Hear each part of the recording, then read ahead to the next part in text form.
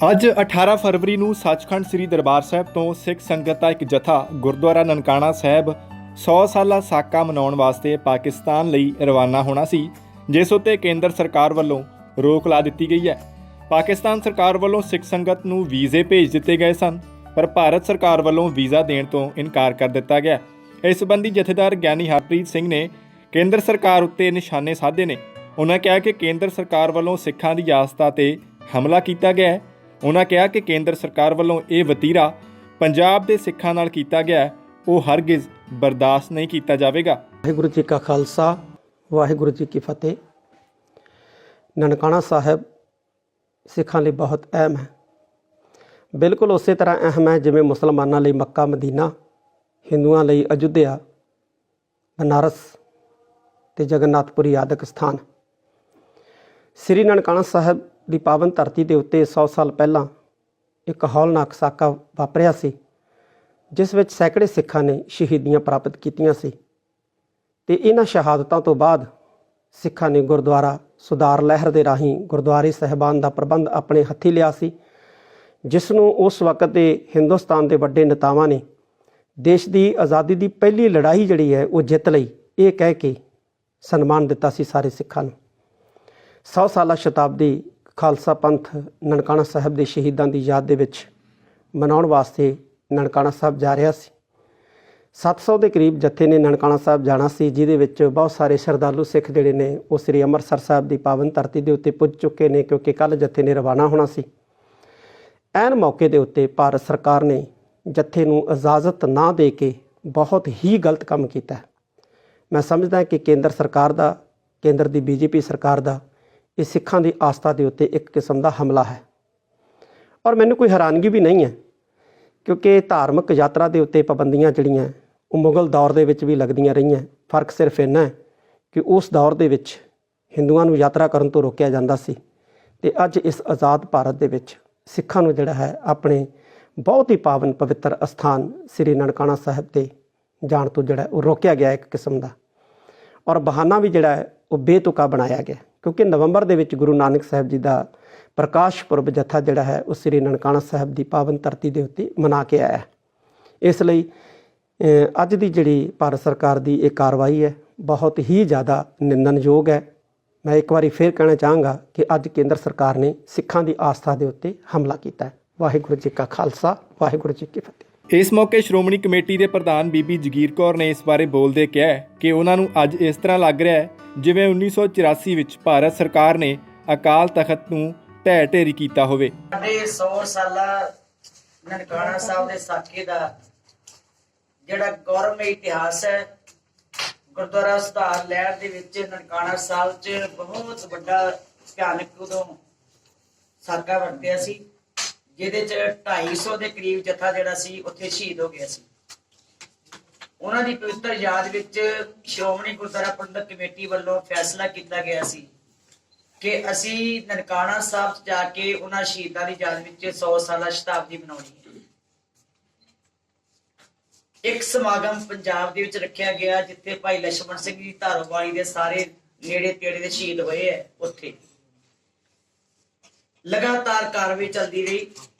ਪੰਜਾਬ ਸਰਕਾਰ ਨੇ ਅਸੀਂ ਐਪਲੀਕੇਸ਼ਨ ਗਵਰਨਮੈਂਟ ਆਫ ਇੰਡੀਆ ਨੂੰ ਭੇਜੀ, ਫਿਰ ਮਿਨਿਸਟਰੀ ਜਿਹੜੀ ਹੈ ਫੋਰਨ ਮਿਨਿਸਟਰੀ ਉਹਨਾਂ ਨੂੰ ਵੀ ਚਿੱਠੀ ਭੇਜ ਦਿੱਤੀ। ਥਰੂ ਪ੍ਰੋਪਰ ਚੈਨਲ ਸਾਰੀ ਇਨਕੁਆਇਰੀ ਕੀਤੀ ਗਈ। ਜਿੰਨੇ ਵੀ ਸਾਡੇ ਯਾਤਰੂ ਜਾਣੇ ਸਨ, ਹੋਮ ਮਿਨਿਸਟਰੀ ਰਾਹੀਂ, ਪੰਜਾਬ ਸਰਕਾਰ ਦੀ ਹੋਮ ਮਿਨਿਸਟਰੀ ਰਾਹੀਂ ਸਾਰੀ ਇਨਕੁਆਇਰੀ ਹੋ ਗਈ, ਪੁਲਿਸ ਰਾਹੀਂ।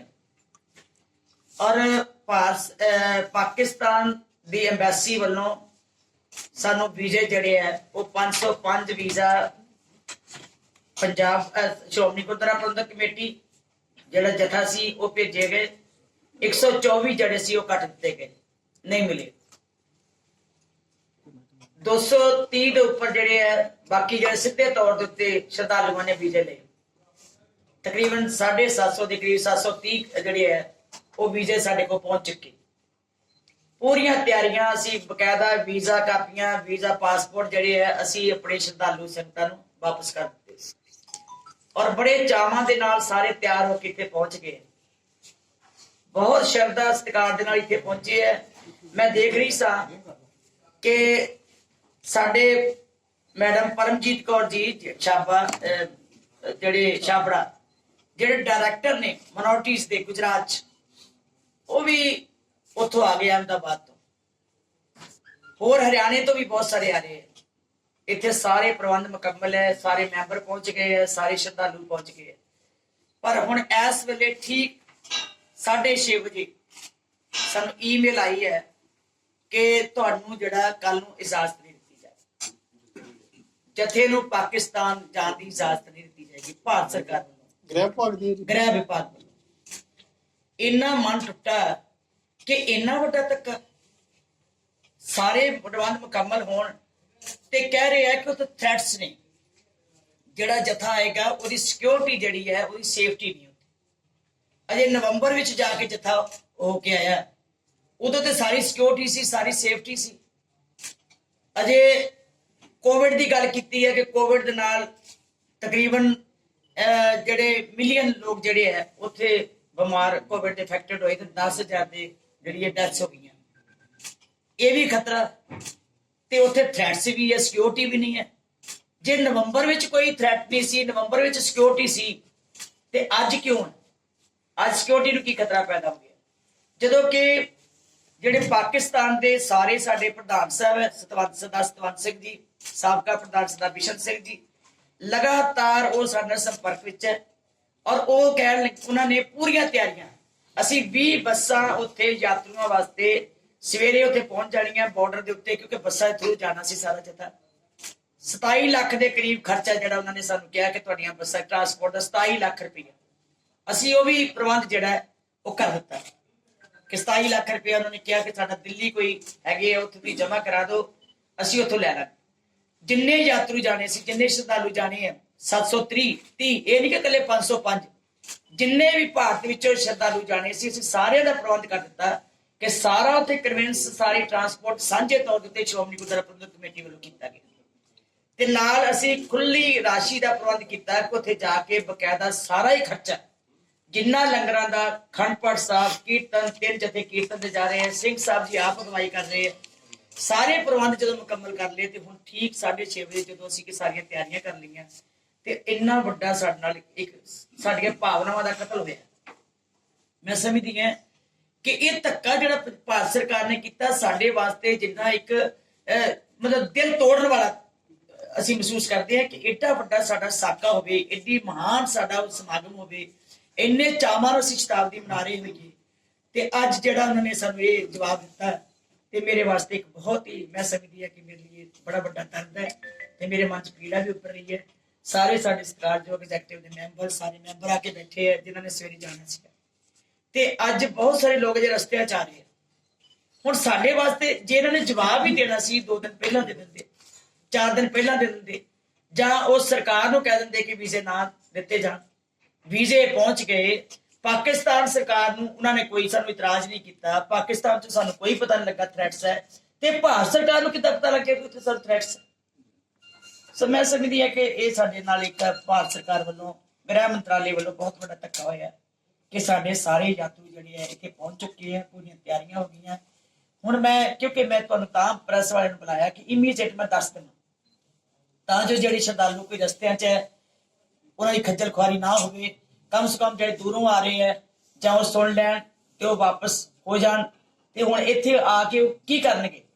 ਜਦੋਂ ਸਵੇਰੇ ਜਥਾ 9 ਵਜੇ ਤੁਰਨਾ ਸੀ, ਸਭ ਨੂੰ ਕਿਹਾ ਸੀ ਵੀ 9 ਵਜੇ ਅਸੀਂ ਸਾਰੇ ਦਫ਼ਤਰ ਇਕੱਠੇ ਹੋਣਾ।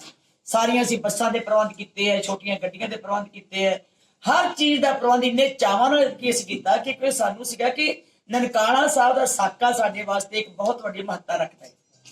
ਸਾਡੇ ਸ਼੍ਰੋਮਣੀ ਗੁਰਦੁਆਰਾ ਪ੍ਰਬੰਧਕ ਕਮੇਟੀ ਇਤਿਹਾਸ ਨਾਲ ਜੁੜਿਆ ਹੋਇਆ ਸਾਡੇ ਗੁਰਦੁਆਰਾ ਸਤਾਰ ਲੈਣ ਦਾ ਇੱਕ ਬਹੁਤ ਇੰਪੋਰਟੈਂਟ ਜਿਹੜਾ ਹਿੱਸਾ ਸੀ ਜਿੱਥੇ ਕੁਰਬਾਨੀਆਂ ਤੇ ਸ਼ਹਾਦਤਾਂ ਹੋਈਆਂ ਸੀ।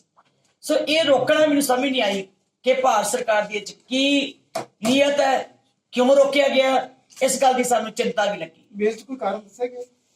ਕਾਰਨ ਤੇ ਜੀ ਤੁਹਾਨੂੰ ਅਸੀਂ ਮੇਲ 'ਚ ਵੀ ਦੇ ਦਿੰਦੇ ਹਾਂ, ਕਾਪੀਆਂ ਮੈਂ ਕਰਾ ਲਈਆਂ ਕਿ ਜਿਹੜਾ ਉਹਨਾਂ ਨੇ ਰਿਫਿਊਜ਼ ਕੀਤਾ ਕਿ ਇਹੀ ਕਿਹਾ ਕਿ ਸਿਕਿਉਰਿਟੀ ਤੇ ਸੇਫਟੀ ਜਿਹੜੀ ਹੈ ਉੱਥੇ ਜਥੇ ਦੀ ਨਹੀਂ। ਉੱਥੇ ਸੁਰੱਖਿਆ ਦਾ ਪਾਕਿਸਤਾਨ ਸਰਕਾਰ ਨੇ ਕਹਿੰਦੀ ਕਿ ਇਹੀ ਤੇ ਅਸੀਂ ਕਹਿ ਰਹੇ ਹਾਂ ਕਿ ਸਾਨੂੰ ਉਹਨਾਂ ਨੇ ਤੇ ਕਿਹਾ ਹੀ ਨਹੀਂ ਸਾਡੇ ਲਈ ਕੋਈ ਖਤਰਾ। ਸਾਨੂੰ ਤੇ ਜੇ ਸੁਰੱਖਿਆ ਦੀ ਗੱਲ ਹੋਵੇ ਉਹਨਾਂ ਨੇ ਬਕਾਇਦਾ ਕਿਹਾ ਕਿ ਸਾਰੇ ਪ੍ਰਬੰਧ ਤੁਹਾਡੇ ਕੀਤੇ ਗਏ ਆ, ਸਾਰੀ ਟਰਾਂਸਪੋਰਟ ਦਾ ਪ੍ਰਬੰਧ ਕਰ ਦਿੱਤਾ ਗਿਆ। ਕਿਸੇ ਕਿਸਮ ਦੀ ਅੱਜ ਤੱਕ ਉਹਨਾਂ ਨੇ ਹੁਣ ਵੀ ਮੈਨੂੰ ਟੈਲੀਫੋਨ ਆਇਆ ਕਿ ਬੀਬੀ ਸਵੇਰੇ ਕਿੰਨੇ ਵਜੇ ਇੱਥੇ ਤੁਰਨਾ, ਸਾਰੇ ਅਸੀਂ ਪ੍ਰਬੰਧ ਕਰ ਲਏ। ਗੱਡੀਆਂ ਅਸੀਂ 20 ਗੱਡੀਆਂ ਦਾ ਇੰਤਜ਼ਾਮ, 20 ਬੱਸਾਂ ਦਾ ਇੰਤਜ਼ਾਮ ਕਰਤਾ ਔਰ ਕਿੰਨਾ ਕਿਰਾਇਆ ਜਮ੍ਹਾਂ ਕਰਾਉਣਾ, ਹਰ ਚੀਜ਼ ਅਸੀਂ ਕਰਕੇ ਹੁਣੇ ਦੁਪਹਿਰ ਆਉਂਦਿਆਂ ਸਾਰ ਪਹਿਲਾਂ ਸਵੇਰੇ ਮੈਂ ਸਾਰੇ ਕਿਰਾਏ ਪੈਸੇ ਜਮ੍ਹਾਂ ਕਰਾਉਣ ਵਾਸਤੇ ਕਢਾ ਕੇ ਇੱਥੋਂ ਕਿ ਕਿੱਥੇ ਭੇਜਣੇ ਆ, ਕੀ ਕਰਨਾ, ਕਿਉਂਕਿ ਅਸੀਂ ਉਹ ਕਹਿਣ ਲੱਗੇ ਕਿ ਤੁਸੀਂ ਬੈਂਕ ਦੇ ਥਰੂ ਇੱਥੇ ਭੇਜ ਨਹੀਂ ਸਕਦੇ, ਕਿਸ ਢੰਗ ਨਾਲ ਭੇਜਣੇ ਆ, ਉਹ ਸਾਰਾ ਅਸੀਂ ਪ੍ਰਬੰਧ ਕਰ ਰਹੇ ਸੀ। ਸੋ ਇੱਕਦਮ ਮਤਲਬ ਸ਼ੇਕਿੰਗ ਨਿਊਜ਼ ਸਾਨੂੰ ਮਿਲੀ। ਮਨਸ਼ਾ ਕੀ ਨਜ਼ਰ ਆ ਰਹੀ ਸਰਕਾਰ ਦੀ, ਕਿਉਂ ਰੁਕੀ? ਪਤਾ ਨਹੀਂ ਜੀ ਕਿਉਂ, ਮੈਨੂੰ ਤਾਂ ਸਮਝ ਨਹੀਂ ਆ ਰਹੀ। ਸਿੱਖ ਵਿਰੋਧੀ ਕੀ ਫੈਸਲਾ ਕਹਿ ਸਕਦੇ ਜੀ? ਇਹ ਸਿੱਖ ਇੱਕ ਸਿੱਖ ਵਿਰੋਧੀ ਸੋਚ ਕਹਿ ਲਓ ਜਾਂ ਸਾਡੇ ਉਹਨਾਂ ਮਹਾਨ ਸ਼ਹੀਦਾਂ ਦੇ ਇਤਿਹਾਸ ਤੋਂ ਅਸੀਂ ਲੋਕਾਂ ਨੂੰ ਜਾਣੂ ਕਰਾਉਣਾ ਸੀਗਾ ਕਿ ਸ਼ਹਾਦਤਾਂ ਕਿਉਂ ਹੋਈਆਂ, ਕਿਸ ਤਰ੍ਹਾਂ ਗੁਰਦੁਆਰਾ ਸੁਧਾਰ ਲਹਿਰ ਚੱਲੀ, ਕਿਸ ਤਰ੍ਹਾਂ ਸਾਡਾ ਇਤਿਹਾਸ ਜਿਹੜਾ ਸੀ ਇਹ ਗੌਰਵਮਈ ਬਣਿਆ। ਅਸੀਂ ਤੇ ਇਹੀ ਕਹਿਣਾ ਸੀ ਜੀ, ਹੋਰ ਇੱਥੇ ਕੀ ਕਰਨਾ ਸੀ? ਧਾਰਮਿਕ ਭਾਵਨਾਵਾਂ ਦੀ ਅੰਤ ਧਾਰਮਿਕ ਭਾਵਨਾਵਾਂ ਨੂੰ ਸਥਾਪਨਾ ਸਾਡੀਆਂ ਨੂੰ ਕਤਲ ਕੀਤਾ। ਕਿਉਂਕਿ ਜੀ ਪਾਕਿਸਤਾਨ ਸਾਡੇ ਵਾਸਤੇ ਸਭ ਤੋਂ ਜੇ ਅੱਜ ਦੁਖਦਾਈ ਸਮਾਂ ਮੈਂ ਮਹਿਸੂਸ ਕਰ ਰਹੀ ਹਾਂ ਜੀ, ਉਹ ਅੱਜ ਨੀਅਤ ਦਿਸਦੀ, ਰੋਕਣ ਤੋਂ ਹੀ ਦਿਸਦੀ ਹੈ ਵੀ ਉਹਨਾਂ ਦੀ ਸਾਡੇ ਐਂਟੀ ਨੀਅਤ ਹੈ। ਤੁਸੀਂ ਇਹਦੇ ਜਵਾਬ ਕੀ 'ਚ ਕਹਿ ਪ੍ਰਧਾਨ ਸਕਦੇ? ਮੰਤਰੀ ਨੂੰ ਕੋਈ ਪੱਤਰ ਲਿਖ ਰਹੇ ਹੋ? ਮੈਂ ਕਿੰਨੀ ਵਾਰੀ ਫੋਨ ਕੀਤਾ ਹੋਮ ਮਿਨਿਸਟਰ ਨੂੰ, ਮੈਂ ਕਿਹਾ ਸੀ ਗੱਲ ਕਰਾਓ, ਫਿਰ ਉਹ ਫੋਨ ਚੱਕਦੇ ਆ, ਕਹਿੰਦੇ ਕਰਾਨੇ ਆ ਪਰ ਗੱਲ ਨਹੀਂ ਹੁੰਦੀ। ਕਿਤੇ ਨਾ ਕਿਤੇ ਕਿਹਾ ਜਾ ਸਕਦਾ ਕਿ ਭਾਰਤ ਸਰਕਾਰ ਨਹੀਂ ਚਾਹੁੰਦੀ ਕਿ ਸਿੱਖਾਂ ਦੇ ਤੇ ਪਾਕਿਸਤਾਨ ਦੇ ਆਪਸ ਵਿੱਚ ਸੰਬੰਧ ਚੰਗੇ ਹੋਣ। ਮੈਂ ਇਹਦੇ ਬਾਰੇ ਕੀ, ਮੈਨੂੰ ਤੇ ਜੀ ਇਹੀ ਦੁੱਖ ਹੈ ਕਿ ਸਾਡਾ ਏਡਾ ਵੱਡਾ ਇਤਿਹਾਸਕ ਦਿਹਾੜਾ ਹੋਵੇ ਔਰ 100 ਸਾਲਾ ਸਿੱਖ ਸ਼ਤਾਬਦੀ ਉੱਤੇ ਜਾ ਕੇ ਮਨਾਉਣੀ ਹੋਵੇ। ਅਸੀਂ ਆਪਣੇ ਇਤਿਹਾਸ ਨੂੰ ਫਰੋਲਣਾ ਸੀ, ਆਪਣੇ ਇਤਿਹਾਸ ਤੋਂ ਲੋਕਾਂ ਨੂੰ ਸੇਧ ਦੇਣੀ ਸੀ। ਮੈਂ ਜਿੱਥੇ ਹੀ ਬੋਲ ਰਹੀ ਹਾਂ ਨਨਕਾਣਾ ਸਾਹਿਬ ਦੇ ਸਾਕੇ ਬਾਰੇ, ਕੱਲ ਮੈਂ ਜੀਐਨਈ ਦੇ ਵਿੱਚ ਮਨਾਇਆ। ਮੇਰਾ ਖਿਆਲ ਹੈ ਕਿ ਜੀਐਨਈ ਕਾਲਜ ਦੇ ਸਾਰਾ ਸਟਾਫ ਮੈਂਬਰਸ, ਜਿਹੜੇ ਸਕੂਲਾਂ ਦੇ ਸਾਰੇ ਸਟੂਡੈਂਟਸ ਇੰਨੇ ਇਮੋਸ਼ਨਲ ਸੀਗੇ ਕਿ ਉਹਨਾਂ ਦੇ ਮਨ ਇਸ ਤਰ੍ਹਾਂ ਲੱਗ ਰਿਹਾ ਸੀ ਅਸੀਂ ਨਨਕਾਣਾ ਸਾਹਿਬ ਬੈਠੇ। ਦੇਖੋ ਸਾਡੀਆਂ ਕੋਈ ਭਾਵਨਾਵਾਂ ਜੁੜੀਆਂ ਨੇ, ਅਸੀਂ ਹਰ ਸਾਲ ਜਾਂਦੇ ਹਾਂ। ਅਪ੍ਰੈਲ 'ਚ ਫਿਰ ਜਥਾ ਜਾਣਾ ਸਾਡਾ, ਇਹਦਾ ਮਤਲਬ ਵੀ ਅਪ੍ਰੈਲ ਵਿੱਚ ਵੀ ਕੋਈ ਸ਼ੰਕਾ ਹੋ ਜੂ, ਅਪ੍ਰੈਲ 'ਚ ਫਿਰ ਵੱਡਾ ਜਥਾ ਜਾਣਾ।